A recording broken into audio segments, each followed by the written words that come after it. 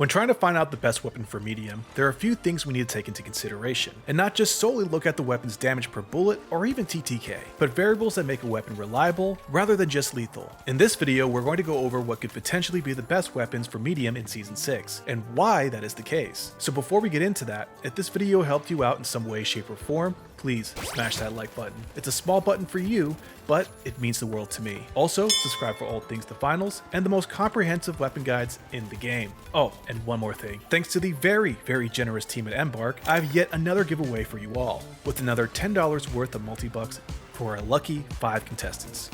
All you need to do is like, subscribe, and let me know in the comments what your favorite weapon is in Season 6, and for extra credit, why that is. I'll be announcing the winners on Friday. Anyhow, without further ado, let's jump into it. Picking these weapons has been quite hard for me because I have to take an unbiased approach. For me personally, if we're just talking about sheer enjoyment and satisfaction, my favorite weapons are hands down the revolver and the repeater. Unfortunately though, the criteria for a weapon to be great doesn't just rely on those factors. We have to take into consideration the level of time investment it takes to use the weapons efficiently, as well as the consistency and forgiveness it provides. These are the metrics that really separate a good weapon from the best, because in my opinion, it's not about how well the weapon makes the player perform on their best day, but instead how they perform with it on their worst. Is the weapon able to provide the forgiveness and pick up the slack where the player's mechanical skill may be lacking? No matter what skill level you are from beginner to pro, nobody's 100% at their best every single day of the week. We all have our bad days where accuracy and hell, even game sense just flies right out the window. The next variable we have to take into consideration is the weapon's versatility. How it performs from close to far range. If the weapon favors far ranges, is it still able to efficiently eliminate opponents when they get within a 10-meter range? Or if the weapon performs phenomenally from close to medium range, can it easily do a good amount of chip damage at those farther ranges beyond 30 meters? Is it able to synergize with a variety of loadouts from yours to your teammates? Or at the very least, not require a specific specialization, gadget, or team loadout to perform optimally? So just from taking these factors into consideration, the weapons that are able to perform well in each of these criterias are the FCAR, FAMAS, AKM, and pike. And the best between those is truly up to the player's preference. Now, some of these weapons may require more mechanical skill than others. However, the reward is well worth the amount of risk when it comes to time investment and performance. So let's start with the pike.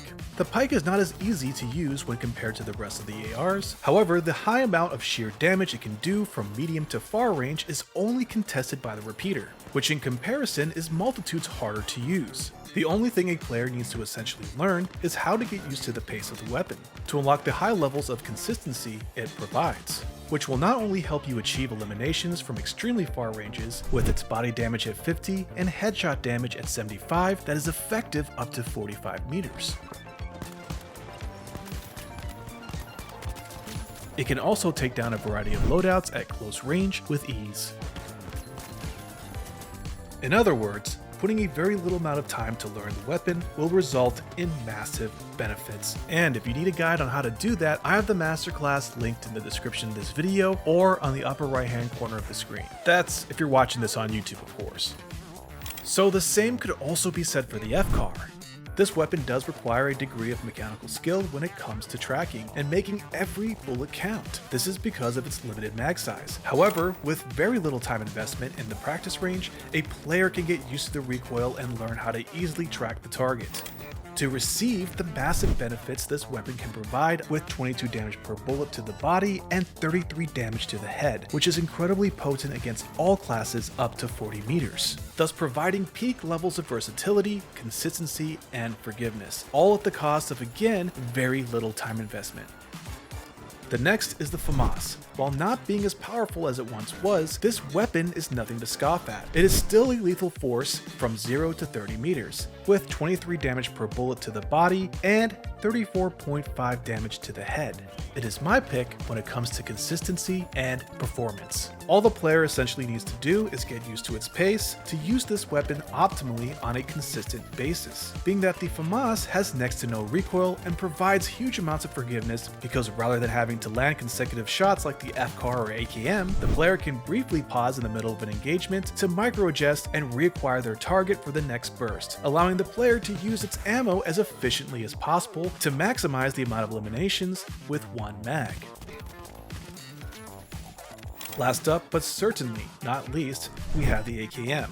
This weapon is, in my opinion, the pinnacle of forgiveness when it comes to medium. It may not be as powerful when it comes to body and headshot damage when compared to the other 3 weapons, at 20 damage per bullet to the body and 30 damage to the head. However, in combination with its mag size and RPM, the AKM provides the player with prolonged DPS and a respectable TTK, which allows it to go head to head with the FAMAS or FCAR, and in some cases even beat them in TTK in the AKM's optimal ranges, which is up to 30 meters. The only thing you have to learn is how to control its somewhat harsh recoil. On a side note, I don't know if it's just me, but I found it way easier to do that when using the iron sights. And those are, in my opinion, the best all-around weapons with a wide range of utility. Now, I don't want you guys watching this video thinking that this is the only choice that you have if you want to compete, because that is certainly not the case. Coming from a very competitive background in tennis at a high level, if there's one thing that I've learned the hard way, is that, much like a weapon in the finals, a racket does not make a player perform well. It is the player that makes the racket perform well. If enough time and dedication is invested into learning and getting better with your weapon of choice, the sky is the limit. But like I said in the beginning of the video, no one performs at their peak every single day of the week. That is why it is called a peak. So if you're not performing at your best on a given day, these are just, in my opinion, the most reliable weapons that allow the player to still be effective with room for error, and to focus more on team and objective play rather than putting a lot of focus on mechanical skill just for the desired weapon to perform. Not to sugarcoat it, but this game is harder than your average FPS, because after you take your mechanical skill into consideration, you have multitudes of variables to consider constantly in any given match. There is one more thing I'd like to add. Weapons that perform significantly better when it comes to strictly CQC, such as the Cerberus or 1887, and for maps that allow a lot of those close range engagements, these weapons would be the more optimal choice. However, I want to explicitly state that the selection for the best medium weapon are solely based on the weapon's versatility, forgiveness, ease of use, and consistency. So again, if you're not playing at your best on a given day, just have one of these in your reserve, in case you need something that is a little bit more forgiving to use. For instance, with me, I just got out of surgery and I don't have complete control over my hand yet, and using weapons that require extreme accuracy is quite tough for me. So having the pike, FCAR, FAMAS, or AKM in the reserve allows me to somewhat put accuracy in the back burner and focus more on my game decision, sense, and positioning. That's about all I have for you guys today. Don't forget to comment and let me know what your favorite weapon is this season, regardless of the class. Like this video and subscribe for all things the finals, so you don't miss out on your chance to win $10 worth of multi-bucks. Peace and love, guys, and I'll see you in the arena.